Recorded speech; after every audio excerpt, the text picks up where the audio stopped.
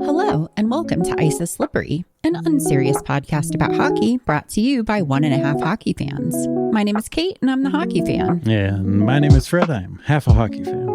Good afternoon/evening, Fred. How are you? Holy smokes, we did this one late, didn't we? We had a good reason. We thought that, since the Stars game was an afternoon game today, that maybe we would record afterwards, and maybe it would give us more good stuff to talk about. Oh, was that the plan? That was the plan. Oh, I just figured Spoiler alert. I just figured it was a matinee, so we should try and include it because we don't always get that option on Sundays. We don't. That's true. I mean, maybe that was your motivation because you're actually the one who suggested it. But right. My motivation was that the game before this wasn't so great. So maybe this one would be an improvement. But yeah, it was not. No. But we'll get into that a little bit later. Yeah, that's real spoiler alert. Yeah, that's definitely spoiler alert territory. But that's okay. Yeah, it's later. It's past my my cutoff time here. Pretty much once you get to 2:00, you're done for the day. I'm done for the day, so I'm going to do my best here. Yeah, it's currently 4:22 local time. So. I've done everything I can to make this happen. Yes, you're doing your best. Bring all that patented Fred energy. We're going to have to edit out a very long pause in there. That's all right. You've got a gin drink, so we're good to go. That's my plan for being energetic. Yes. And enthusiastic. Ginergy. I like it. Let's go. Let's do it. Memorial Day weekend. Shout out to Memorial Day weekend. It's a holiday. We're doing our best.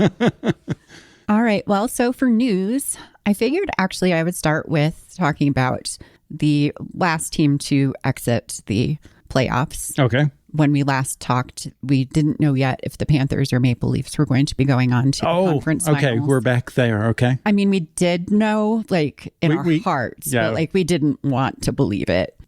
After that, the Leafs did have that game 6 where they looked really good and they played one of the best games they've ever played, and they looked fantastic. I don't know what I said. We already talked about this one though, right? I don't know what I said, but that was the best I've ever seen them play. And I was like, wow, all right, we got something going on here. It was great. I think we all, they really built our hopes up again just to really lift us up super high before they dropped us onto the cliffs below. Yeah. And I think the hardcore Leafs fans knew that was about to happen. There was a lot of online don't make me hope posts right after that happened, and they were correct. Yeah. Game 7 was not good. Shambolic. Yeah. For sure. It was not great. I don't really need to get into a whole postmortem on it. It was very sad. Yeah. Mitch Marner tried to yell at people. That was cute. That was very cute. I'm sure nobody had opinions about that. Definitely the internet was not his hair's not even wet from sweating. How dare he? Too little, too late. Yeah. Austin Matthews called people passengers. Oh, I did like that. That's become part of my lexicon. Yes. Yeah. You are now accusing everybody of being a passenger all the time. Well, mostly one person. It's true. Yeah. I don't know. I feel really bad for them. Yeah. I guess this is the year of us rooting for the underdogs. I mean, I'm kind of always that way. That's sort of who I am as a person. Yeah. That's kind of why I started cheering for Philly as well, because when I started rooting for the Stars were not that good. Right. And then the Stars have been really good lately. And it just feels weird to me, rooting for a good team. So you never trust them doing well. I never do. It's true. No. They self-sabotage. Yeah. So. You're one of those fans where you're like, no, we've seen this before. Don't buy into this yet. Yeah, no. When I first got into the Stars, they were not known for being quote unquote good. Yeah. So yeah, no, you're like, we'll wait till we see the cup in their hands. Yeah, and we may be waiting a while, but we'll get into that later. I don't know. I feel bad for the Maple Leafs themselves. I feel bad for Maple Leaf fans. There's been a lot of discourse. I mean, even some of the players on the Panthers and Paul Maurice afterwards were listen, it's not their fault. The fan base is really hard on them. Yeah. And when the team that knocked you out of the playoffs is listen, we feel really bad for them. That's rough. I guess they don't really care. They were being nice, I feel like. I mean, somebody last time, I think I mentioned, I saw someone saying Paul Maurice was just gaslighting them in the press conference. And I do agree that they certainly know the pressure that Toronto's under causes some issues with the psychology of the sport for them. Yeah. But yeah, I don't know. I don't know what I was saying. I mean, does anybody ever know what you're saying? No. I mean, I do, I guess. Words are just pointers towards like abstract this is what I live with. Concepts. So. This is what I live with all the time. I'll get Derrida on you. Please don't. Please keep Derrida out of this. So I suspect we may have seen Mitch Marner's last game as a Leaf. I think Toronto Maple Leafs are going to look radically different next year. I think so too. Yep. Brendan Shanahan is also out as team president. I like that. I didn't know people called him Shanaplan. Yes. Yeah. No, they have been. That's really funny. Shanaplan has not been working. Apparently not. So apparently the Shanaplan is coming to an end. And he's going to the Islanders? He's now not going to the Islanders. They've decided to go in a different direction. They released that and everyone's like, that's a bad idea. And then they're like, oh, you know what? That is a bad idea. I guess. I'm not entirely sure what went on. That would necessitate me paying attention to the Islanders. And we know that I can't do that because of the narcolepsy. But you got to be careful. You could be driving, think of the Islanders, and cause a car wreck. It'd be terrible. Usually I cause car wrecks for other issues. Exactly. Like my ADHD. And that's been a minute. So, yeah, anyway, RAP Maple Leafs. We were really rooting for you. We were. I'm sorry that you couldn't do it. It's the most I've been on board with them winning a game ever. Yeah, I do hope wherever Mitch Marner lands, he ends up being really happy and that he gets a cup in a couple of years. Yeah. And that everybody else shuts up. Yeah. Yeah. Yeah.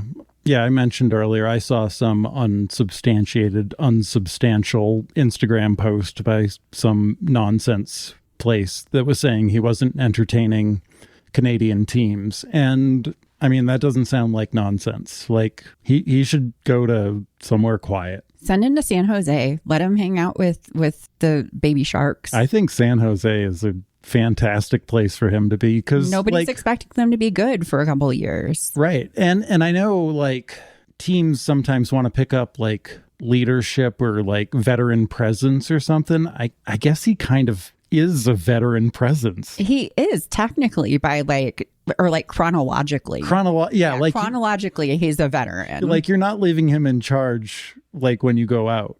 Right. If there's another option. But right. Yeah. No, he's not like the babysitter, but like if you have to like run to the grocery store, he can be in charge for a couple minutes. He can hold it down for a little bit. It's fine. Yeah. Like not like overnight or anything, but yeah. No, I feel like he's cool with like milk and cookies and overnight sleepovers and all that stuff. Oh my God, he would be so psyched for that. Are you kidding me? Yeah. Like, it'd be great. I think he would totally fit into that vibe. He's going to bring his PlayStation. They're going to be like, dude, you got a PlayStation? That's sweet. Yeah, absolutely. He's going to be like, I brought a third controller too. And they're going to be like, no way. Yeah. He's going to be like their cool older cousin and it's going to be awesome. Yep.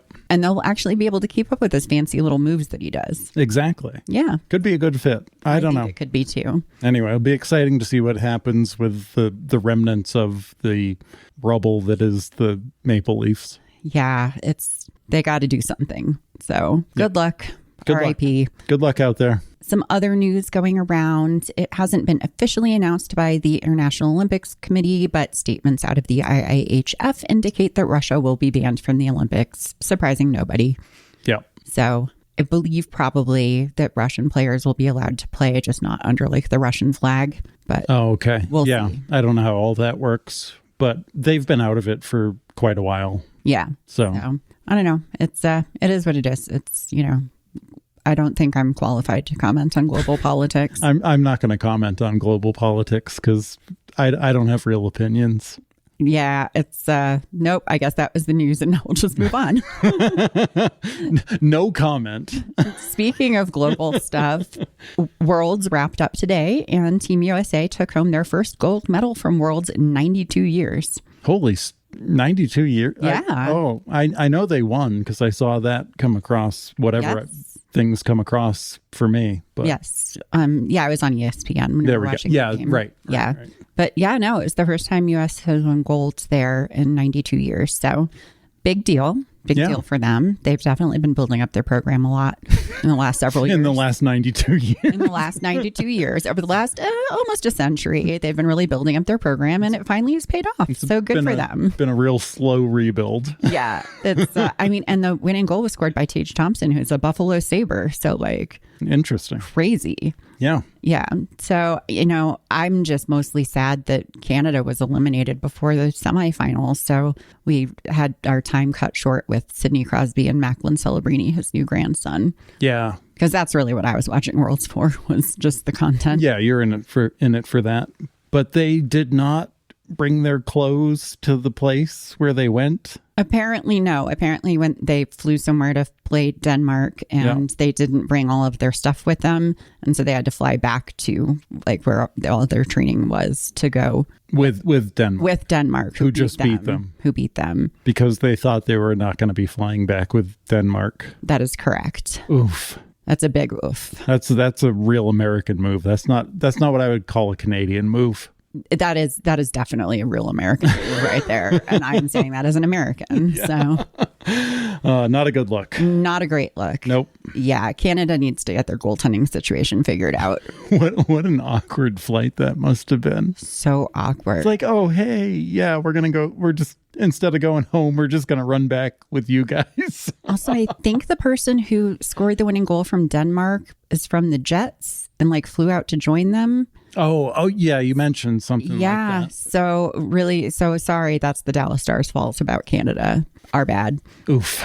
Yeah, that's rough. Yep. And then just the last little bit of news is that the Panthers are assholes on ice. We're not going to argue with that. Nope. But they continue to be regrettably charming off the ice. They apparently took a little field trip in Raleigh to DQ and got themselves some sweet treats. And a fan saw them out and about and took a photo of them and put it up on the internet. Mm-hmm. And I don't know, people were talking about it, went kind of viral. It's the same kind of stuff they do, wearing the bathrobes into the global series. They're cute, they're fun, they hang out, they have a good time together. Those boys be viral. They certainly are. They are contagious like you would not believe.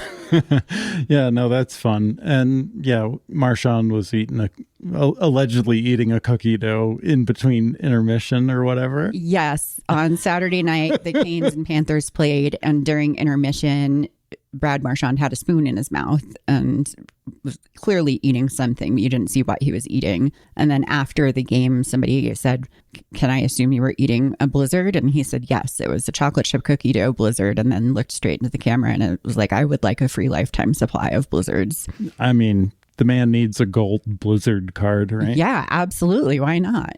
So Paul Maurice did say about that statement, "I know he said it, I'm just not sure that makes it a fact," which is that's just Brad Marchand in a nutshell right there. Yeah. So I don't know. I thought that was cute and funny. So it is cute and funny. It reminds me of why I have historically liked the Panthers. I still am mad at them. It reminds me of why I have historically liked Dairy Queen, or DQ as it's called now. Yes. Yeah.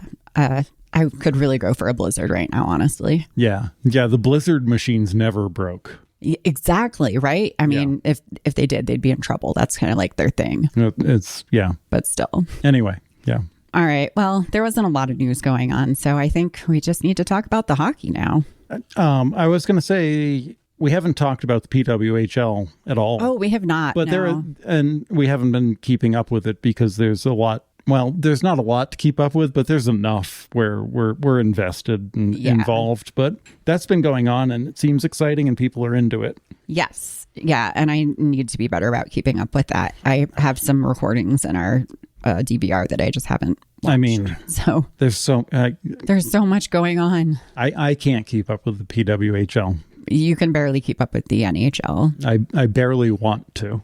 If I stopped watching hockey tomorrow, you would never watch another hockey game. Yeah.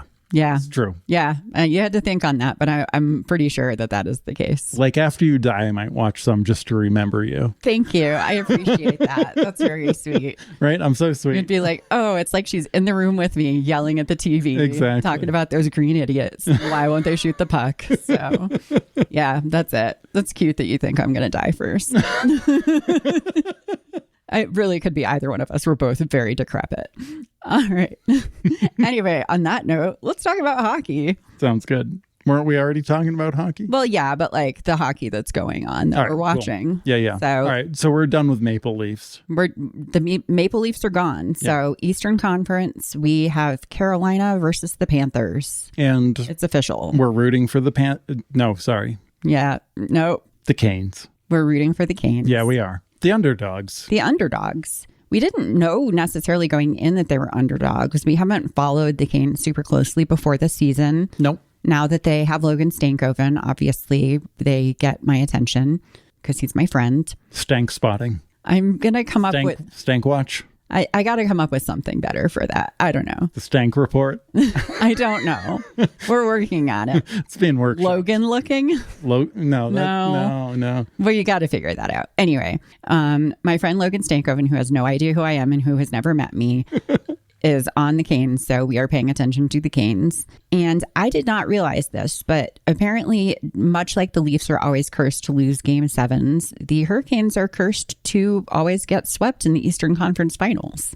So the last 3 times they made it to the Eastern Conference Finals, 2009, 2019, and 2023, they got swept in 4 games every time. And they have played 3 games so far, and they have lost all 3 of them. Spoiler alert. So, yeah. It's not looking great. No, so, they won a game. No, they haven't. No, they haven't. No, I'm still thinking of the Capitals. You're still thinking of the Capitals. Holy smokes! No, they've lost all 3 of their games to the Panthers so far, and by a lot. And I say this as someone who watched all of those games. Yes.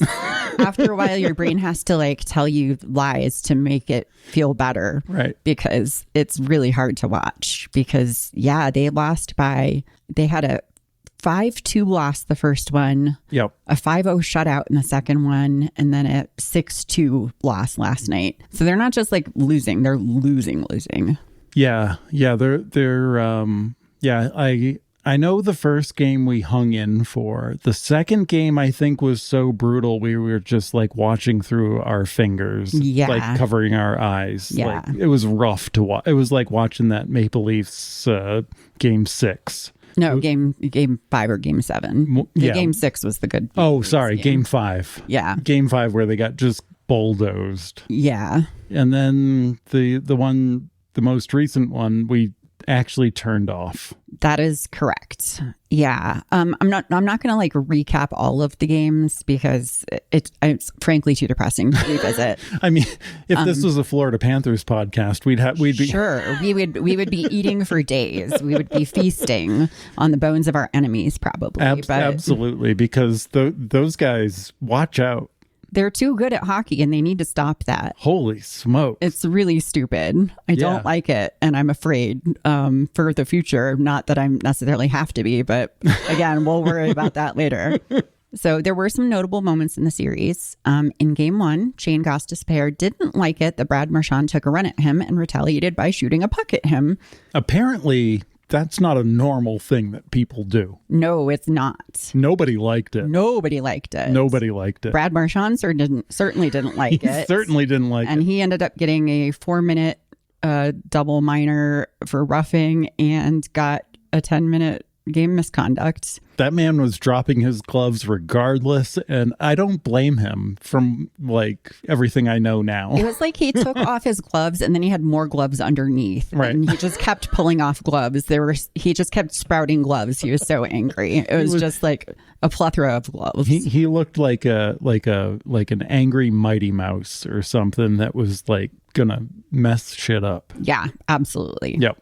So that was not great. And Gostisbehere, to his credit, like after the game fully was like, yes, I was very frustrated by him taking a run at me. So I shot a puck at him on purpose. Bold move. Everyone was like, well, he's definitely getting fined or suspended for that. Yep. Nope. Department of Player Safety was like, nope, that's fine. Apparently he had remorse or something. I don't know. Admitting it doesn't mean remorse, but I don't know. It was crazy. I don't know. I still don't necessarily see it from the replays, but like everyone's like, no, he intentionally did that. Like it was no question on anybody's mind that knows like playing hockey. And it was not a puck clearing kind of thing. Yeah. It was very targeted. So And I mean, if there was any doubt, he fully erased it when he said in his post game, right. Yeah, I did that on purpose. So what, bitch? Like, I mean, I'd do it again. I don't know. I don't hate him for it. I know certainly a lot of people do. But a lot of people do. Honestly, I'm not as mad as I could be the way the Panthers have been playing. Like, nobody was seriously hurt. Like, it was fine. It was, again, they were losing a lot. Yeah, Brad Marchand doesn't have a concussion now. We're good. Exactly. It's, it's not the Sam Bennett punching him in the head of last year. Yeah. Now he's on Sam Bennett's team. So it's totally fine. Yeah. I don't know. He was put on like cardiac watch, but that was it. Right. Exactly. No, like it's not good, and I like don't condone it, but like I'm not going to get super, super mad about it because I have other things to be mad about. Yeah. And I guess there's a limit to my rage, maybe. Yeah. I just don't want to find out if there is. But anyway. Despite all your rage, there's a limit. Something rat in a cage, Brad Marchand. I know that was a callback. It was. Anyway, in game 2, Sam Reinhart left the game early after an open ice hip check from Sebastian Aho appeared to injure his knee, and he is now day-to-day and did not play in game 3. Mm-hmm. So people are also upset about that, but that was a clean hit as far as I'm concerned. Like, yeah, I guess the puck was slightly away. I don't know. It didn't seem like the biggest issue, and I don't know. Aho's kind of grown on me. Like I've certainly seen him targeted, but I also see like the shit he does out there, and I'm like, yeah, you probably earned being targeted with the way you're playing out there. He's kind of a twerp, but like an entertaining twerp. Yeah, he's like a Marchment that scores goals or something. Marchment can score goals. He's just in a drought right now. So shut it. Yeah. And anyway, it didn't really seem to be that bad for them that Reinhart was out because Jesper Boquist was his replacement, and he scored a goal and had 2 assists in game 3. So, you were saying basically it doesn't seem to matter who plays for Florida because everybody's good. Yeah. And that's kind of an example of it. It's certainly something of note that it doesn't matter who's out for them. They're fine. They're fine. Everything's fine. Everything's fine. And it's stupid and I hate it. Barkov isn't playing fine. Kachuk isn't playing fine. Fine. It's cool. We got all these other guys. It's like they have all the depth that Dallas is supposed to have, but that isn't showing up. Yeah, I feel like people don't talk about Florida depth or something. Maybe they are now, but like... I think they are now, and I think that's kind of what they added this year, too. So it's stupid. Yeah, no, they certainly doesn't really matter who's out there. Doesn't matter what line it is. Like, they're good. Yeah, for sure. They are literally steamrolling Carolina. Absolutely. No, they are just flattening them like Roger Rabbit style. It's crazy. and I think after the last game, like I got up when we were turned off and we're like, we can't watch this anymore. It's too brutal. And I was like, I don't know how anyone beats Florida. Yeah. Like if they're playing like this consistently, watch out. It's hard. Whoever is against Florida at the end, assuming the Canes, don't pull a miraculous comeback here, it's going to be rough. Whether it's Edmonton or Dallas, like I have concerns. I have them as well. Well, last night in game 3, Rod the Bod decided to mix it up a little bit. He started their backup goalie, Kochetkov, instead of Freddie Anderson. Yeah. Which I think was actually kind of an okay decision, theoretically. No, it was a good decision. It was. Absolutely. I think it was. And I don't think the earlier losses were on Anderson necessarily. Nope. Like one of the games, I think it was game 2, they were like all deflected in. Like it was not his fault. So, it's just been basically Florida shutting down the forecheck and yeah, Carolina not being able to do any offense at all. Apparently the forecheck's big on the Carolina play style, right? It's literally their whole thing. It's literally their entire. Yeah, if they're not doing that, then they're certainly not doing that. Yeah. So Kochetkov is like a more aggressive goaltender. Like he's not afraid to do a poke check. Like people call him Poke Chekhov because he likes to do those. Yeah. And he had some pretty spectacular saves in the first half of the game because he, is aggressive. He comes out of the goal. He's a little flashier. And I think he really sort of kept the minute for a long time. The Panthers did score once in the first period, but other than that, he had them really locked down. And then near the end of the second period, our friend Logan Stankoven tied up the game. With that goal, he became the first rookie to score a point in both the Western and Eastern Conference Finals. Oh, neat. Because he did that last year with Dallas, and he's still technically a rookie this year. Wow. So because he played under the amount of games that takes away your rookie status. Technicality stat, but sure. Technicality stat, but I don't know, still kind of a neat one. That's pretty unusual. It is, yeah. Yeah, he made the conference finals in both conferences 2 years in a row. Yeah. As a technical rookie. See? Yeah. He's the linchpin of any team. He's great. He's so good. Yep.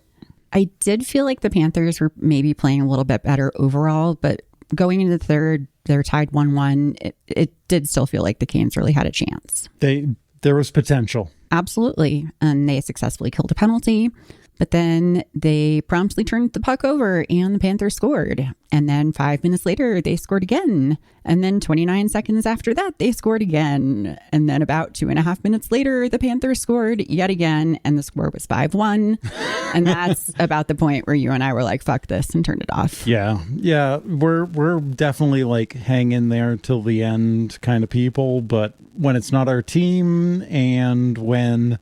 Right. Yeah. No, if it's the Stars, I'll watch till the very end. Absolutely. Regardless. Like, if we paid for a ticket, we'll watch till the end. Of course. Obviously. Yeah. No, we'll be there till the end, just us and the popcorn on the floor. But yeah, this one didn't feel necessary to stick around. There were still 10 more minutes and we were like, we just can't. This is just real. Just looked so bad. It was just, they fell apart. It was just so depressing. They fell apart so hard. Yeah, they're still not my team, so I just can't force myself to hang in there. Yeah, and, they do some things where, I have considered them as a potential replacement for the Tocchet era Flyers. Yes. But I think I'm good. I think they're not in the running. Yeah, that is the point. They do this thing where, like, when sometimes there's like...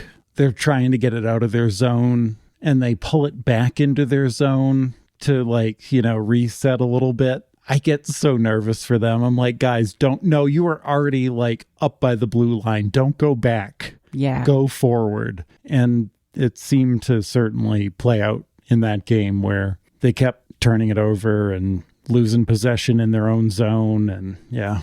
Yeah. Too frustrating to watch for me. For sure. Big time. So they play again tomorrow, and that could be the end of the series. I hope it's not, for many reasons. The Panthers are going to be so well rested. Yeah. That's not ideal. No matter who faces them. Yeah, no matter who faces them, but you're assuming they face the Stars and are super well rested. I mean... well, not assuming, but like that's what but if the Stars make it to the end, I would not like them to be facing a well-rested Panthers team. Yeah, it seems but even if the Stars don't make it, assuming I'm rooting against the Panthers, which I kind of am right now. Yeah. Then no. Don't do it. Yeah, I feel like there's conversation around rest makes people not good, and sometimes it makes people good, and I'm pretty sure the conversation is it makes the Panthers better. I think it does. I think everything makes the Panthers better. Yeah. I don't think anything makes them worse. No. Yeah. It's fucked up. It doesn't. No, I mean... they've got a whole army of Etsy witches on their side or something. Yeah, like... I know people say like the term wagon. I say the term train, like some sort of thing that's like just going and like unstoppable. But I feel like we needed like some sort of new noun for them because it's like, it's pretty apparent what they're doing out there at this point. It's scary. Yeah. Paul Maurice is a friggin' mastermind. Yeah. Their GM is up for GM of the year, and I think he might take it this time. So, I mean, if they take it again, I think he should over Jim Nill. Yeah, no, for sure. Well, it doesn't matter what happens in the playoffs. It's decided based on regular season stuff. Oh, is it? Yep. So decision's already basically been made, I believe. Oh, okay. But he should still do it, I think. I do worry about his health too. He and Rod Brindamore need to maybe go. Just start a cardiology clinic where they're the only patients. Yeah, no, they certainly worry me for stroke and heart attack. There's so many veins. so many veins. It's a lot. So many veins. And then, yeah, Well, anyway, good luck to the Canes. I really hope that they can pull it out and at least just get one win. Just win one game. That's all I ask. They got to win in Florida for game 4. They have to. Oh, boy. It's going to be rough. That's tomorrow? That's tomorrow. All right. So let's move on to the Western Conference. All right. Let's move on. We've got the Stars versus the Oilers. So that's the rematch of last year's Western Conference Finals. We faced them last year and they knocked us out. So the drama could not be more high stakes. And speaking of stakes... I don't get the reference, but I'm excited about steaks. So last Tuesday, during a post-practice press conference, one of the reporters was asking Mikko Rantanen and Miro Heiskanen if any of the Finnish family groups from the team cooked a good Finnish dish or if any of the restaurants in town served good Finnish food. And they both started laughing almost immediately. And Miro gave a very media-friendly interview answer about how there are some great restaurants in Dallas, but not really Finnish food. And then Mikko Rantanen interrupted and said, one thing I got to mention, Esa Lindell can't cook a steak. I get the steak reference now. I forgot about that. Yes. I did not forget about that because I don't know. I found it really funny. Like, it was like he couldn't keep it inside. He couldn't. And obviously, I'm pretty sure that's like what they were laughing at ahead of time when they were talking about like Finnish people cooking food. Yeah. Like, I think that's what the laughter was. And I just need to know, what did Esa Lindell do to the steak that was so bad that they are laughing about it and talking about it to the press? It was so bad it had to come up in a press conference. Yeah, when like they weren't even just talking about general food, like they were talking about Finnish food. And he was like, okay, but forget about Finnish food for a second. Esa Lindell, best penalty killer in the NHL, cannot cook a steak. And I'm here to tell you that. Yeah. So the next day, one of the reporters asked Esa if he would make Mikko Rantanen another steak. And he said, yeah, I don't know after yesterday. And then Mikko then kind of walked back his statements and said, I might have been too hard on Esa. His steaks aren't bad.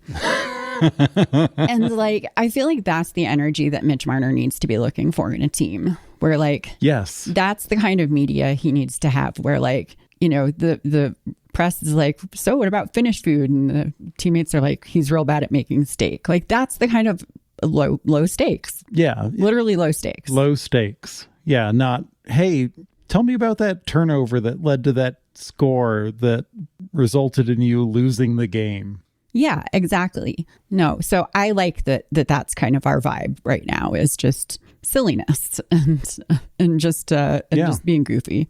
You know, people are like, oh, there shouldn't have hockey in Texas. Well, there's good things about that for the hockey players, and that's the reporters are just like, okay, let's talk about steak. Yeah, and I feel like cooking a bad steak in Texas is notable. Yeah, for sure. Like that's newsworthy. It is. It got picked up, and like a lot of us are like, what did he do to the steak? Like we really want to know. Yeah. And it was Esa Lindell's birthday the other day, and you and I had steaks in his honor. So we did, and they were fine. They were fine. They were fine. They weren't bad. They weren't bad. Nope. They could have been better. I mean, they always could be. Yeah, but that's that's just because we got them at the grocery store. So yeah, what are you going to do? Yeah, we also don't live in Texas. So oh yeah, but no, he's like cooking steak for my parents or something, just like extra well done or something. But it sounds like it was worse than like a well done steak. Yeah, I really want to know. Like, if I were a reporter, I would be like, so many follow-up questions about this. I'd be like, what exactly did he do? Yeah, like, did he season it with like some sort of like Finnish like seasoning that makes no sense on steak, like lingonberry like dust or like I don't know. I don't know what they got going on over there. I don't know, but it's just it really tickled me for some reason. I found it very entertaining. And we did have steak in his honor. It was mentioned before the steak was purchased. It's true. Yes. Yeah. No, we were like, what should we have for dinner tonight? Steak's an option. Oh, it's Esa Lindell's birthday. We need to have steak. That was the deciding factor. True. So it is in fact true. Man, it's tough to get a good ribeye in this town right now. It truly is. Yeah. And the price of steak, I don't want to talk about it. No. Well, let's move on to the game then. Sounds good. So game 1 was Wednesday, and the Oilers looked really scary from the get-go. Not even 4 minutes in, hockey Sisyphus himself, Connor McDavid, managed to absolutely break Esa Lindell's ankles on his way to the goal and took a shot, but Jake Onager managed to fend it off. Yeah. I believe I said at the time that Connor McDavid cooked him as hard as Esa Lindell allegedly cooked that steak. You did. it was not. It was Esa Lindell's great defenseman. No, he smoked him. He smoked him. He didn't cook him. He put him in the smoker. He put him in the smoker. That is literally what he did. So shot attempts were pretty even halfway through the first, but then Leon Draisaitl got on the board first. He scored a goal. Also sick. And I like Leon Draisaitl. You do. You love him so much. I do. He's a fancy rat man. Yeah. And I don't know. I enjoy him. You love a European rat man. I love a European rat man. I'm very fancy. You're very fancy. I'm very fancy. I like chandeliers and European rat men. Anyway, it was funny to me because any other time I would be like, look at that goal. That was so nice. But then since it was against the Stars, I was like, I hate you and I want you to die. So yep. It's, my loyalties, they're so mercurial. Mm-hmm. Anyway, 5 minutes later, though, the Stars forced turnover and Tyler Seguin and his newly rehabbed hips went flying down the ice and scored an absolutely vintage breakaway goal. Yeah. Just looked like old school Tyler Seguin. That was, I think, what you said after that. You're like, that's Tyler from 7 years ago or something. It was just so old school. It looks great. The amount of speed he had on that was just he smoked everybody at that time. Right. That was crazy. Yeah. It was awesome. He was like the person in the hip replacement commercial out there doing the salsa dance or something. Yes, exactly. Yeah. Or the arthritis medication commercial. Yeah. Yeah. He definitely is the after in the pharmaceutical commercial for sure. So we ended the first period tied 1-1, which was good. 6 minutes into the second period, Mason Marchment got a penalty for tripping Zach Hyman. And I will say, to his credit, my client did not appear to argue with or swear at the refs, no, he was very chill. Which is very out of character for him. We were both surprised. We were. So it, still wasn't great because the Oilers did score on the power play, so that wasn't ideal. But he went to the box without any shenanigans. Right. And some of the Oilers, including Corey Perry, I feel like were trying to aggravate him on the way to the box, and he just ignored them. Yep. No, it was remarkable restraint on his part. It was composure that I did not know he possessed. Yep. So I was very pleasantly surprised by that. So, but yeah, they scored on the power play. And then just a few minutes later, Evan Bouchard did one of his patented Bouch bombs. And so the Oilers were up 3-1. And the score stayed that way throughout the second period. And then with a minute left in the second, the Oilers took a hooking penalty and the Stars couldn't capitalize. But going into the third period, they still had almost a full minute of power play time. And that came in handy because just 32 seconds into the third period, Miro Heiskanen scored a power play goal. And it was a beautiful wrister from the blue line through traffic. Just really, really good. I feel like I missed this one. I was on my... You hadn't come back into the room yet. I tell you what, third period, first minute of stuff happens, I'm probably missing it. Yeah, you kind of disappear for a while. Yeah, so. and I don't necessarily expect things to happen, but then they do. And I'm like, well, I missed that. Well, it was a great goal, and I think it was pretty pivotal because it really seemed to give the Stars some juice. We're only behind by 1 goal at that point. I think too, it was a really pretty goal, but it's kind of understated. And I think that kind of describes Miro's play for me. It's he's so good, but he's very almost casual about it. Yeah, no, I don't notice him when I'm not looking at him. Yeah, that's I think what makes him different from Mikhail Makar or Quinn Hughes, where they can be kind of fancy sometimes. I'm always looking at them. Yeah, he's just very he does beautiful zone entries and great shots and things, but he just makes it look so effortless that it doesn't look like he's doing that much, but he's doing the most, and it's great. So I was happy about that. Yep.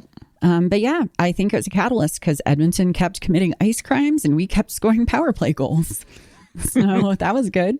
Ice crimes. Yeah, we had Granlund had a power play goal that was briefly waved off, but then immediately ruled good because he just tucked it right under and they thought it went off the crossbar, but it did not.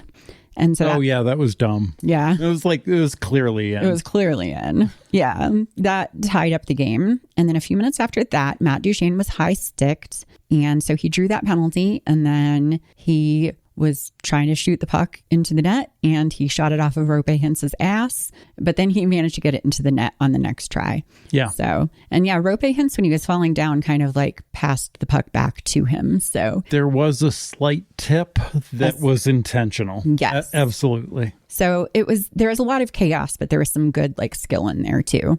So that gave us the lead, and that was really nice. That was really nice. I really enjoyed that.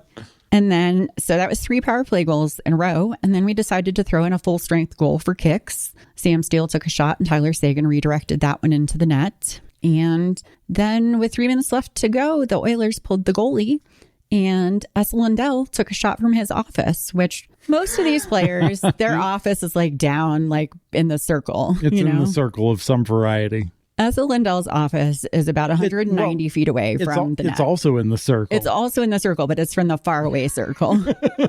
Esa Lindell is like incredible with this one shot from like the other end of the ice. It's just like his clearing shot. He's the only empty net guy on the Stars. He's the only empty net guy on the Stars, and it's from 190 feet away. Yeah. And he's so good at it. And it's just so nice. And it was just a really pretty goal. Do you think he thinks about that in metric and not feet?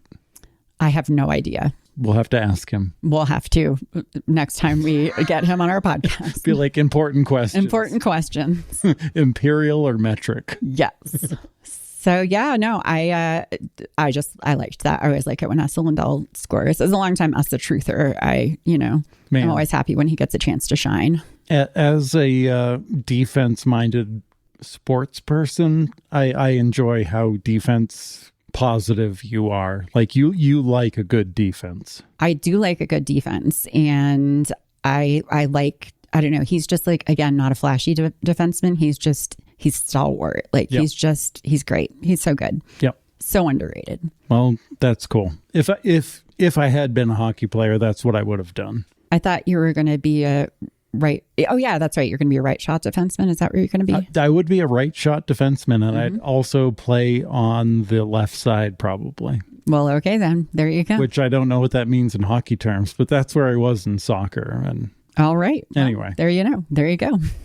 So right as the game ended, some of the Oilers got pissy and the scrum broke out. And there are some very vocal people online accusing Leon Bischel, of all people, of turtling during this scenario. I don't know how this is going to go on this podcast, but okay, let's roll with it. So I rewatched what happened. And basically what happened is he skated up and tried to join the existing scrum. Sure. And at that point, he was grabbed simultaneously by Darnell Nurse and Corey Perry. So that's 70 years worth of veteran NHL players taking on a single newly 21-year-old rookie. I hate when people add up years of experience that way, but yes. Yes. Yeah. Absolutely.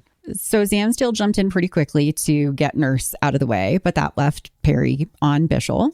And Bish was still pretty, off kilter just from, again, getting jumped by 2 people simultaneously. So he was kind of already on his way down to the ice. And Perry didn't help. He pulled his jersey down and knocked him farther down. Mm-hmm. At this point, there's 2 refs jumping in too. So Bish is all the way down on the ice. There's 2 refs involved, and Corey Perry is over him. So he covered his head with his arms because he doesn't want to get concussed, because he's, intelligent, and he's been through some stuff this season, and he knows what these monsters do in playoffs. Yeah, especially Corey Perry, who has a terrible reputation. Mm-hmm. Corey Perry played for the Stars briefly, and when he joined the Stars, a lot of people were like, ew, that guy. So he doesn't represent our values. Yeah, it's kind of like the Dumba signing, we're like, no, not him. So yeah, no, he protected his head, and then Corey Perry mocked him by doing the protecting your head gesture after he got up. But it's what do you want him to do? What do you want him to do? Do you want him to get up and keep swinging and hit the refs? Because when Jamie Benn hit Mark Scheifele when the refs were holding him, that was bad. That wasn't a good look. It's just people just decide that they don't like a team or a person, and then they just come up with a narrative. Yeah. No, I saw the whole thing unfold, and I had no problems with his response to it. Yeah. But also, we are notably a Bishel podcast. We are this is a Bishel house. This is a Bishel house. I've seen the man in person. He was the most notable AHL player. Yes, by a mile. And I would certainly cover my head if I'm on the ice all of a sudden, having come into something late, and people are possibly going to pile drive my head to get me out of the game. Correct. After the game's over. After the game's over, too. Like, that's the thing. It's like, okay, the Oilers just lost by a lot. Like, we just scored 6 unanswered goals on them. They're mad. Like, obviously, they're going to try and be shitty. Like, of course, just like cover your head. Yeah. So whatever. It was stupid. It was idiotic. But believe me, that's not the stupidest discourse on the internet this week. But we'll get into that a little later. All right. So moving on to game 2. Oh, actually, hang on. There was some funny press stuff after game 1. Tyler Seguin and Matt Duchene did some press together. Yep. And we watched it where Matt Duchene was asked about his goal. And he said, maybe next time I won't hit it off my teammate's ass first. And Tyler Seguin made this like shocked gasp noise and said something like, you have to say butt. Yeah. Which was great. Fucking nerd. He's like, hey, man, media training. Fuck you, Sagan. If Duchene's going to say ass, let him say ass. That man is like Jesus trained. No, that like he was just making fun of him. I like, know. He wasn't actually. Oh, really? Yeah, no. He like, I think he was just like making fun of the fact that Duchene is the one who said ass because like that was so out of character for him. Like he was like, that's scandalous. I can't believe you said that. That's like, funny. That's what I. Because yeah, Sagan's certainly not Sagan, hung up about saying ass. No, he certainly is not. I mean, or showing it like on a Zamboni. So like, no, I think he was just teasing Duchene for saying ass because like that's such a scandalous thing for Duchene to say. Little brother energy. You tease your little brother. Exactly. Yeah. Little brother energy, just like we've been saying. Yep. So, and then, also somebody was talking about his like breakaway and saying something about like, oh, a lot of people didn't think you still had like those kinds of like games or moves in you. And he was like, who said that about me? Yeah, he was funny. Yeah, no, he's great. I love Tyler Seguin. And he did that with some other question about, I don't know if it was Leah Hextall or one of them was like, oh, some people say coming into like a new period on a power play is dangerous. And he's like, I don't know who says that. I feel like coming in with 5 people over 4 people's better is basically what he said. I don't remember that, but that sounds very on for him. Yeah. Because, he's calling out these nonsense. People often ask me questions. Yeah. He's like, who said that? He's great. He knows about shenanigans because he is a shenanigan causer. So he can identify shenanigans as well. Yeah. And that's great. So game 2. All right. Let's talk about it. All right, here we go. So Stuart Skinner has this thing in playoffs where he plays either terrible or amazing. So this year in the playoffs, he either has like an .835 save percentage or less, or he has a shutout. There's no in between. And sadly, in this game, we got good Stuart Skinner. We had some good looks throughout the game, but he made some good saves. And with every one, his confidence grew. And ultimately, the Oilers won it 5-0, which is a big yikes. His confidence does seem to grow on each stop. That you can see it visibly. It's noticeable. It's crazy. You're like, ooh, that was a good stop. He's like climbed up another like block or something. Yeah, it's just he's it's like the opposite of like Hellebuck when Hellebuck lets one in and you can see him crumble. Right. With Skinner, you see him stop one and then you see him get stronger. Like, yeah, exactly. It's crazy. He's Mario eating a mushroom or something. Yeah, he just powers up and I don't like it. No. There was a cool moment in this game. Our starting skaters were Roope Hintz, Mikael Granlund, and Mikko Rantanen for forwards, and Miro Heiskanen and Esa Lindell on defense. So that's all Finnish starters. Yeah. And that was the first time since the NHL has started tracking starters that a team has iced an all Finnish starting lineup. So cool. History. So that was great. Yeah. And they made the towels be that. They did, yeah. Our playoff towels this time around have the Finnish Mafia on them, and a lovely Redditor is sending me one.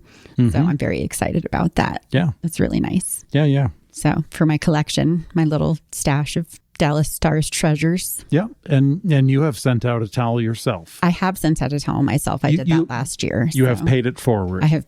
Yes, it is being paid forward to me now. So in the third period of the game 2, we had a really bad moment where Roope Hintz went down in pain on the ice. So on the replay, you can see that Roope and Darnell Nurse were kind of jockeying for position in front of the net.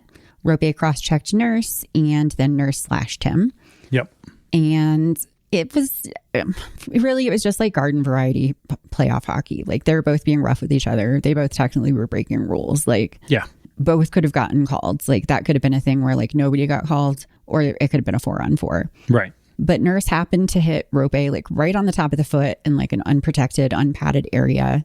Roope's got a history of foot injuries, including fractured feet, a fractured foot, and he was in a lot of pain and had to leave the ice and couldn't put any weight on his foot. And the internet, in its vast wisdom, decided that much like Leon Bischel is a coward, Roope Hintz is a dramatic actor, and just, pretended that he was injured to get Darnell Nurse a 5-minute major, and then also just didn't come back for the rest of the game to really sell the story. And then after the game, a reporter saw him walking around with a walking boot and tweeted about it. And then everyone thought that was definitely part of the long con as well. Long con. He's sticking to those refs after they're like back at their hotel.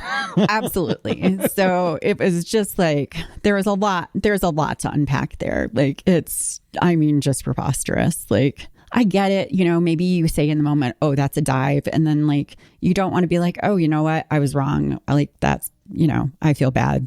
I made an erroneous judgment call. But like, tripling down on that is just the stupidest thing I've ever heard. Yeah. It's so dumb. Yeah. It's literally so dumb. Yeah. And we saw that obviously live. And both of us, I think, came to the conclusion that probably wasn't a 5-minute major. No, they called it 5 minutes to review it. And we were talking about it. And we were like, it sucks, but like, that was just a regular slash. It just happened to hit him in a bad spot. I don't think it was a 5-minute major. I've never thought that. No. And I still do not think that.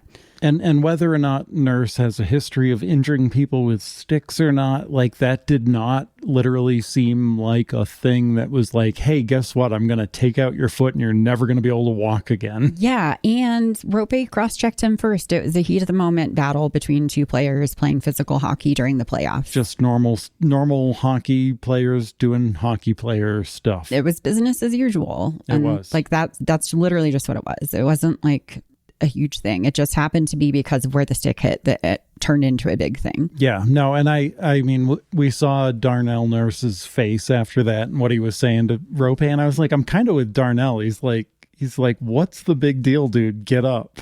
Yeah, well, he called him a piece of shit.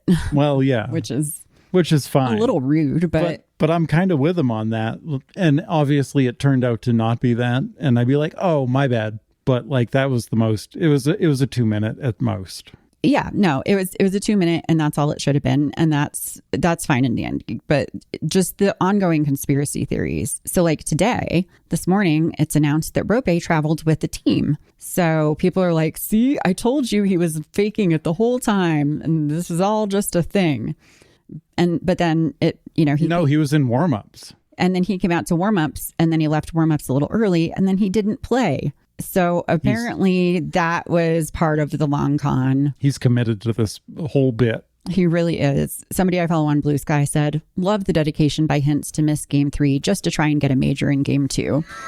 And I mean, if that doesn't sum up the whole stupid situation in a nutshell, I don't know what does. Yeah. So completely idiotic. But yeah. It certainly is. And I don't know, people that hold on to anything past a game that's already happened is a little weird for me. Although I guess I do that too with like Sam Bennett. Like my eyebrows raised with that man. Well, yeah, and when there's like a pattern of behavior, sure, but like, yeah, I don't know, like, even if there's a pattern, like, that wasn't it.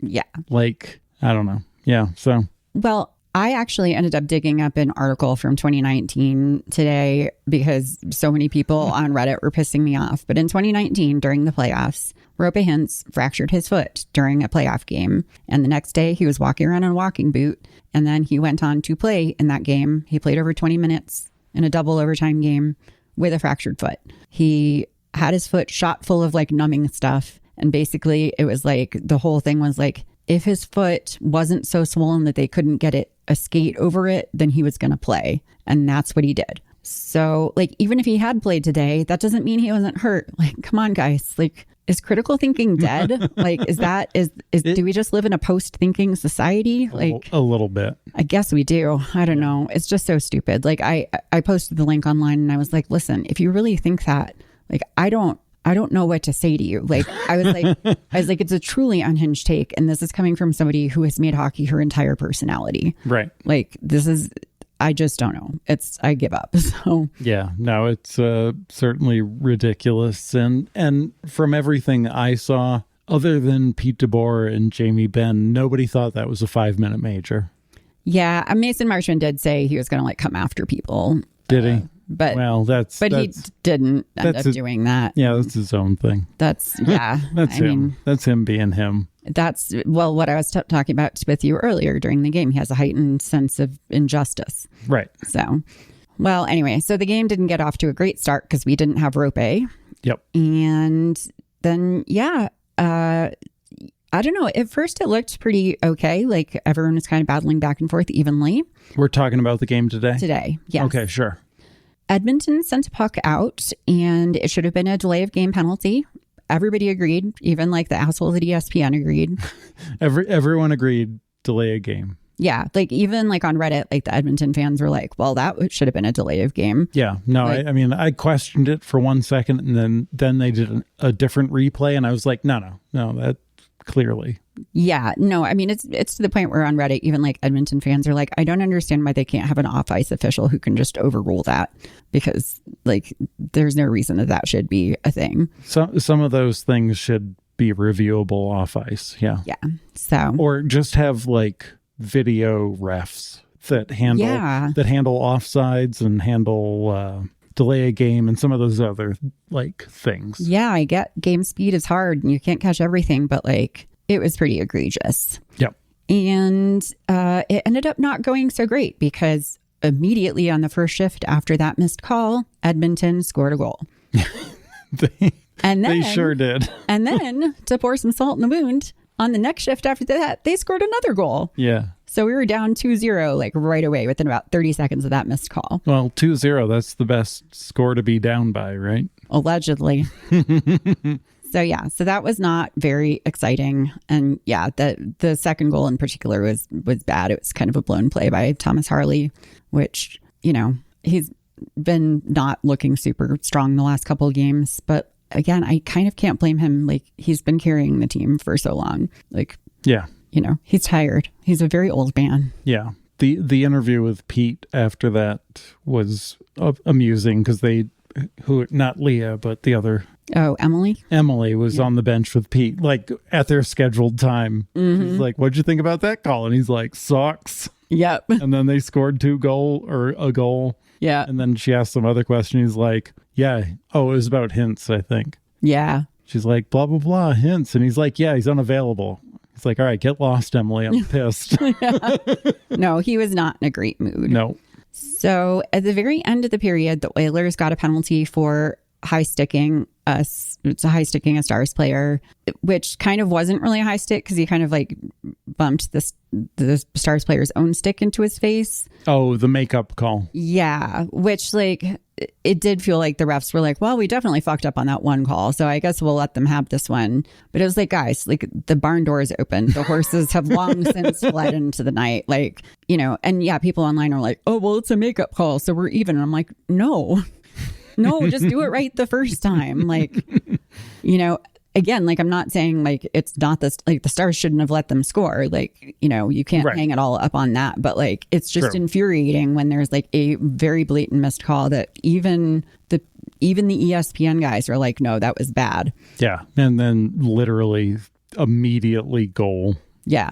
Yep. Goal. Go. That didn't end up mattering anyway, because no, it didn't end up mattering anyway. We didn't score. We didn't score on that power play. No, it wasn't a good look. And in fact, as the second period went on, the Stars would be seeing a lot of the inside of the penalty box. Leon Bischel took a tripping penalty, and then Sam Steele took a tripping penalty. We did successfully kill both of those, including the time when it was 5-on-3 where those penalties overlapped, because yes, we did do that. But then we scored. Initially, we thought it was Leon Bischel, but then later on, it was credited to Robo. But in my heart, it was Leon Bischel. I mean, at the end of the day, we all know it was Bischel. Yes. Based on Robertson's play. Yes. You know, it won't be officially credited as his first playoff goal. No, he stole that goal from Bischel. He did. Bischel should beat him up. He should. No, I don't know. No. It's just like, can I not have one nice thing? Can our goal not just... Right. Be Bischel's goal? No, you have to give it to somebody else? Like, yeah. What did I do, universe? Why are you like this? I missed all this, but I heard some of it in the car while I was driving around town in the rain. Yes, like you do during hockey games, because you're a committed hockey fan. Mm-hmm. So, yeah. And then anyway, unfortunately, McDavid would score again right before the period ended after Dallas had a bad line change. So that goal didn't really help much because we were still down by 2 after the second period. Well, at least he wiped out his penalty. Yeah, I mean... Right? Yeah, kind of. I don't know. Nobody scored on his penalty, but yeah. Oh, okay. But yeah. Yeah, and then, McDavid came out and everyone loved that. Yes, everyone except for me and the Stars fans. And the Stars fans. So the Stars did have some good looks in the third, including a big flurry of shot attempts about 3.5 minutes in. But not only did good Stuart Skinner show up and keep everything out, but Zach Hyman then picked up the puck and took it to the other end of the rink and scored another goal. Hyman looked okay tonight. Yeah, he did. Yep. Stupid. Jamie Benn at one point caught a stick to the face and bled all over the place like a normal person would do. Yeah, I was distraught during that. I'm like, dude, it's dripping. Yeah, you're like, don't do that. Somebody do something. Don't you have a trainer that can put a thing on that? Yeah, stop it. Stop getting blood everywhere. Gross, man. We did find out that Connor Brown had to leave the game after he took a hit from Petrovic earlier. Downtown Connor Brown. We're the only ones old enough to understand this reference. No, some kids listen to XM while their mom's driving them around. Oh, probably, I guess. So, and then, yeah, I don't know. It was just the rest of the game was just not good. I think Oilers scored another one and the final score was, I don't know, 6-1 maybe. Yeah, they were a little deflated at a certain point where it was like there were still 10 minutes left. Yeah, we just couldn't get anything going. No. I mean, at least Skinner didn't get another shutout, so I guess I'll take that. Yeah, but he looked good. They had a lot of shots on goal. The Stars did outshoot Edmonton, which was a pleasant surprise because I don't know how good any of those shots looked necessarily, because I didn't see many that looked great, and I saw a lot that were like, oh, almost, but oh no, never mind. Yeah, but at least they were doing something. Like they were. Well, I mean, the fourth line was doing something. I don't know about the rest of it, but Robertson looked like the Robertson I love to trash. Yeah, that one. He looks like your nemesis. Yes, he looked like the guy that I'm like, yes, I can pick on you now because you're not doing anything good out there. I mean, he was even Pete, like, in game 2, Pete put him on the fourth line and was like, he's got to earn his minutes because he hasn't been playing great. And then he put him on the first line today. Well, because Roope Hintz was gone. Yep. So bad move, Pete. I don't know. Yeah. I mean, he did technically score the only goal on a technicality. I'm going to credit that one to Bischel. I was in the car at the time, so I didn't see it. But yeah, no, it was Bischel in my heart. Anyway, it wasn't a great game. Nope. The Oilers are now up 2-1 in the series. 2-1 with another home game coming up. 2-1 with another home game coming up for the Oilers. So I don't know. We'll see what happens. I'm hoping that perhaps they do some line scrambling, and I don't know, maybe that Roope's foot the swelling goes down and they can numb the shit out of his foot again and cram it into a skate and let him play. Yep. Or that everybody else can actually pull their shit together and score goals. Well, I mean, that's the thing, right? The depth isn't doing the depth Yeah, no, like the depth is very shallow right now. Right. It is the depth isn't depthing. It's one of those infinity zero entry pools or whatever. Yeah. Whatever they call those. Yeah. No, just infinity pool, just like, it's just no depth. It looks deep, but it's just nothing. Nothing's happening. Oh boy. Well, anyway, so obviously we can't end on that note. But that's okay because we have something fun to do today. So during game 1 in the Edmonton series, they called a penalty against the Stars and the camera immediately cut to Mason Marchment, who for once was actually innocent. We were scandalized. We were like, excuse me. As soon as they cut there, I was like, I saw that. It was not him. Why have you cut to him? Why have you done that? Well, one of our listeners, Tydell, on Tumblr, agreed with that and posted that they had immediately defended Mush and tagged me and asked, if they could be added to the Mason Marchment legal defense team. Yeah. I said, of course, obviously, because he's a very prolific crime committer. Yeah. And we need as many attorneys as we can get. Full OJ 90s trial. Absolutely. Huge. And then another listener, 8Puppet, in the comments pointed out that if we needed more help, Mika Rantanen would be a great addition to the team because he once got the Department of Player Safety to overturn a $2,000 embellishment fine after he wrote them an angry letter. Which you have told me about, and I don't know if we've talked about it on the podcast, but I know you've told me about it in detail. It's pretty great. Yeah. I really like it. That's like a level of pedantry that I'm very into. Yep. So, especially like English is a second language. Yeah. Or not his first language. He may even have more besides that. No, he's like elbowing people out. He's like, no, I got to get into Microsoft Word right now. Yeah. No, he said at the time he played with the Avs, and he was like, my teammates told me after this I should go to law school. But yeah, no, I thought that having Mika Rantanen be our paralegal was a great idea because Tyler Sagan and I cannot be in charge of all of the paperwork. Like, we are not trustworthy. No. So 8Puppet suggested this might be the starting point for a segment where we cast Dallas Stars players or NHL players as roles in a legal drama or a legal team. Yeah. And I immediately knew that had to be our next game time. CSI Dallas. CSI Dallas. So today we are putting Mason Marchment on trial. He is being charged with unlawful use of limbs in a public space. He's just been out there flailing. He's a flailer. He also has been charged with having a mustache that makes him look diabolical. I mean, he's literally tying people to train tracks when we're not looking. Absolutely, with his absurdly long limbs. Yeah. So we know he's the defendant in this case, but there are lots of other people in the courtroom. So who are the other roles? Let's get into it. I feel like you've got an advantage growing up. I was raised by a lawyer. You were raised by a lawyer. I was not. I participated in teen court as an attorney because I was a nerd. Yep. I also took an intro to law class in college for a semester and passed my exam, even though I was super drunk. So that was back when I was fun. I got arrested in high school and talked my way out of it, and the cops were cool. Good job. Sort of cool. So we come at the legal system from different angles. Yeah, is what you're saying. All I'm saying is this is not my forte. I did date at least one of my defendants when I did teen court, so Oh, that's an HR faux pas. I like a bad boy. What can I say?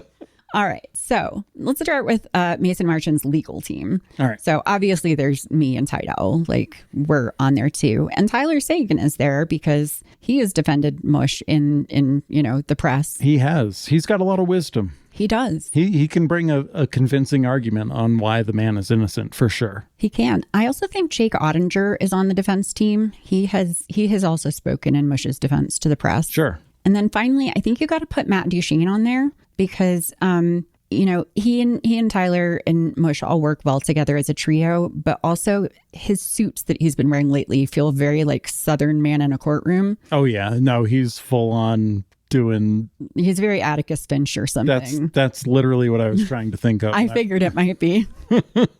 You don't need to talk. I can just read your brain. He's what's that movie with My Cousin Vinny? Yeah. Like he's walking into the courtroom being like that kind of Southern gentleman kind of thing. Yes. Yeah. He is the Southern version of My Cousin although, Vinny, yeah, sure. My Cousin Vinny wasn't Southern gentleman. Yeah. But no, I know exactly what you mean. So yeah, that's who I'm seeing on the legal team. Okay. Did you have anybody else that you were thinking of legal team-wise for him? I did. I went outside of Dallas. I'm going with Tanev and Tanev. Ooh, I like that. Tanev and Tanev for the people. For the people. I like that. Yep. Tanev and Tanev. It just sounded like a good lawyer name. I feel like the Chris Tanev can hold it down, and then the other Tanev can be there. I mean, Chris Tanev, great defense attorney. Yep.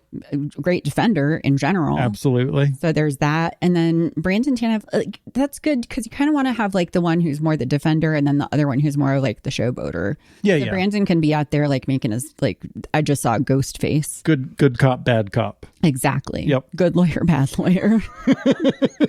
All right. So let's talk about prosecuting attorneys. Yeah. I struggled with this one. Did you? Yeah. Who All did right. you have? So I'm going with the legal firm of McCarr, McKinnon, and Manson. Ooh, I like that one. Yep. Yeah. Yep. I feel like they've got a bone to pick. I feel like they have several bones to pick for sure. And I just picked Manson because it went with the legal vibe. With the There was somebody else with an M name that I ruled out. Yeah, no, I could definitely see that. Yeah, they certainly don't seem to be Marchment's biggest fans there in Colorado. So I wish there was another McCarr because I would have gone McKinnon, McCarr, and McCarr. That would have been good too. Although there is another McCarr. There is. It's true. He's got a brother. Anyway. I didn't end up going with players. I just said hockey fans were the prosecuting attorneys. Oh, you don't want them. No. No, I know you They're don't. unhinged. They're unhinged. And it's like not even just like fans of like other teams. Like there are plenty of Dallas fans that would like to prosecute Mason Marchment for his crimes. Yeah, no. Oof. Yeah. Risky. Yeah, very risky. Yep. So no, I like your idea a lot better. All right, for the judge, I went Sidney Crosby for this one. Oh God, that's the judge you want. I went with Wes Macaulay. Oh boy. Yeah, no, you want Sidney Crosby. You want somebody who like really knows the rules. Yep. But like has a sense of nuance. Yeah. No, he would be a fair, unbiased kind of like judgy judge. And whereas Wes Macaulay would be there. Well, that kind of takes me into the next one, which is prosecution witnesses. Okay. So that's the people who are testifying against Mason Marchment. I just said all the referees. Oh, I went with Graham Skilleter. Who's that? He's the one that Mason tapped in the slashed in the knees, the pads. Yep. That is good. I commend you for doing the specific research on that one. I thought about researching some specific refs that Mason Marchment has had beef with, and then I just decided he probably has beef with all of them.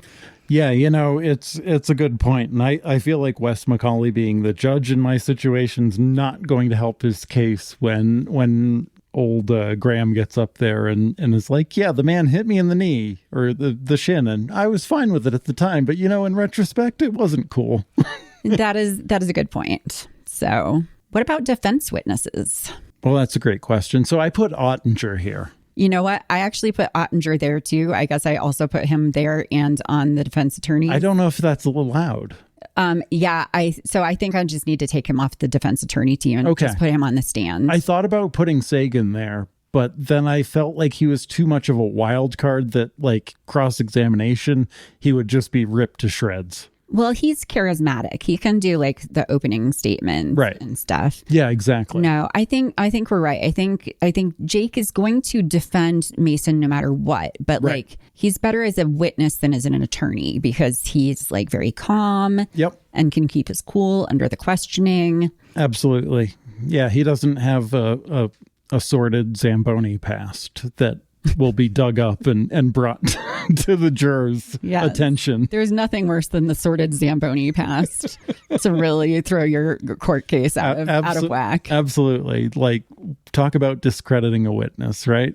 Meanwhile, Tyler Sagan as the attorney is like Exhibit A, and it's just his photos of him naked on a Zamboni. And they're like, this doesn't have anything to do with the case. And he's like, this is always relevant, Your Honor. Absolutely. He's like, all right, Exhibit B, fine, whatever. Yeah, there you go.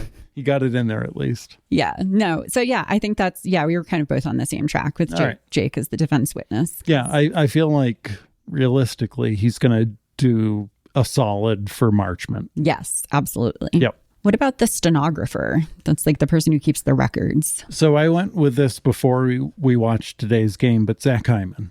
That's a really good idea. Yeah. He writes books. That was my thought. There you go. Yep. I was like, the man knows how to write. He might not know how to work one of them fancy stenography machines, but like he can probably type pretty fast at least. I had actually put Mika Rantanen for this. I know I had said earlier that he could be a paralegal, but I also think he'd be great as a stenographer. He seems to really like to keep records. You know, he's got the receipts on Essa Lindell's steak situation. Yep. He writes letters. So let him go ahead and do that. He's steadfast. He is. He very much is. Let's do kind of some of the other side people. Courtroom artist. I went with Truba. Oh my God, that's amazing. Doesn't he like suspend himself? Or no, he like jumps into like his canvases, right? He does. He like does full body hits where he jumps and like leaps into canvases. That would be fucking badass. Right? I love that. That's my favorite thing you've ever done on this podcast. Well, look at me. Games. That's great. It only took 34 episodes. My idea for courtroom artist was Mitch Marner, but it's just stick figures. That's all he can do. Oh, he would be funny. He would be funny, right? Can you imagine just like him trying to do stick figures? I've seen plenty of like cartoon tropes of like people like doing similar things. Yeah, that's fun. Yeah, yours is definitely better though. No, can you imagine like later at night on the nightly news, like Truba's sketches come up and then people are like, what the fuck is this? Yeah, it's like so abstract.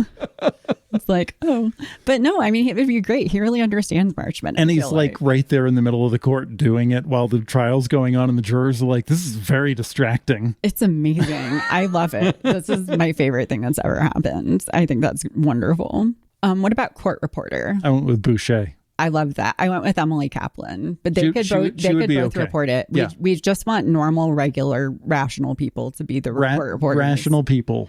Absolutely. Sorry, Ray Ferraro, you're not invited.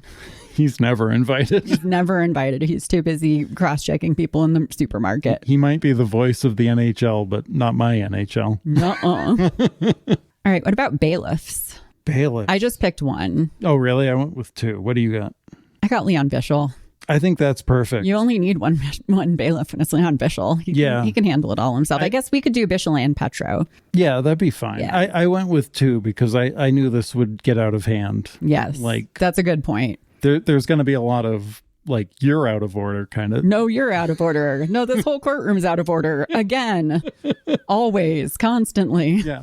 I'd like to approach the bench. Like it's going to be just quintessential courtroom. So I went with Jackeye and Rempe. Ooh, I like that. Yeah. Yeah. I think we should have all four of our bailiffs, actually. Jackeye, Rempe, Bischel, and Petro. And I feel like Jackeye and Rempe are going to like fight each other too, which will be super funny. Like the bailiffs getting into it. Yes. I think this is very comical. Yeah. I'm a little mad that this isn't going to happen for real. I mean, we can do some sort of AI thing probably. No, that's not fun. No. All right. Well, to wrap it up, I think we need to talk about our jurors. Oh, my God. I couldn't pick a jury. The trial is like, we've got a hung trial or whatever happens. Like, you could do a bench trial where the judge is who decides the verdict. I've got Wes Macaulay. That's not a good idea. That's not. Well, it's okay because I came up with the perfect jury, I believe.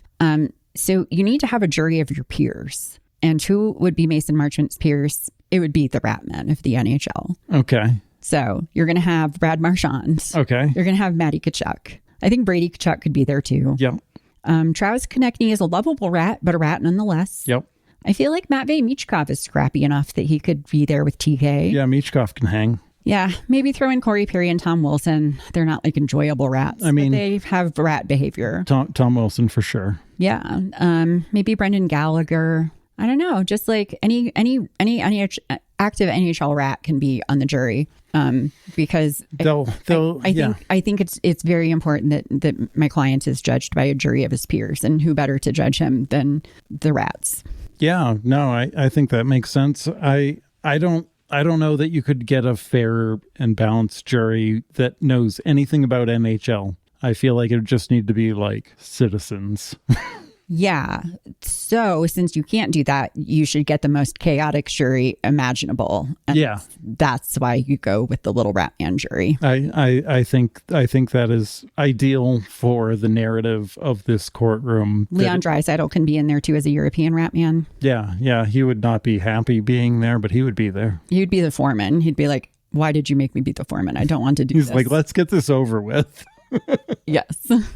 I need to go home. Yeah, this is so stupid. I can't believe I'm doing this. Do you think they're sequestered or are they allowed to go home? Oh, they have to be sequestered. Oh, my goodness. Because they're worried that Mason Marchment's going to do jury intimidation. And they're not wrong. They're not wrong. No. But he wouldn't mean to. It's just he's very clumsy, so he would trip and fall, and his unlawful limbs would hit everybody on the way down. Absolutely. Yeah, it's not his fault. He's just exuberant. This would be literally a funny thing. This would literally be a funny thing. Yeah. Put us in charge of All Stars. Yeah. We're doing a mock trial. It's too bad I don't know how to do animation. I know. It'd be pretty great. I'd animate this whole thing 15 minutes short, win the BAFTA or whatever you win. Yes, the British Film Award is definitely gonna be the winner. I don't think we're gonna win an Oscar for this, but maybe a BAFTA. Maybe a BAFTA. That's probably what's gonna happen. So, well, this has been super fun. So thank you to our listeners for suggesting this. It's been a great exercise. I can't believe people listen to us. I know, it's crazy. Like mostly people try to stop listening to me. I mean, I do. I would too. I mean, it's a reciprocal thing in this household. I listen to headphones all the time, so I don't have to listen to my own thoughts. Like, right. I can't believe people want to listen to the words that come out of my mouth. So it's wild. But no, I had a great time with this one. I thought it was super fun. I'm never going to unthank Jacob Truba, courtroom artist. That lives in my head now. That's a funny sketch just on its own. It totally is. Right? It's so it's so specific. Right? Yeah. But it's great. I love it. Nobody's going to get it when it's on SNL. No, that one's a real niche sketch for us and us only. But I love it.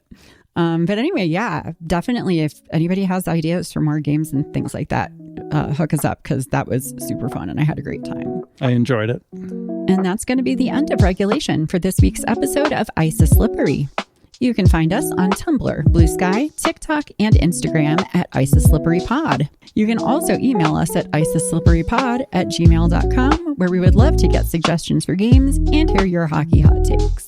Until next week, stay out of the penalty box.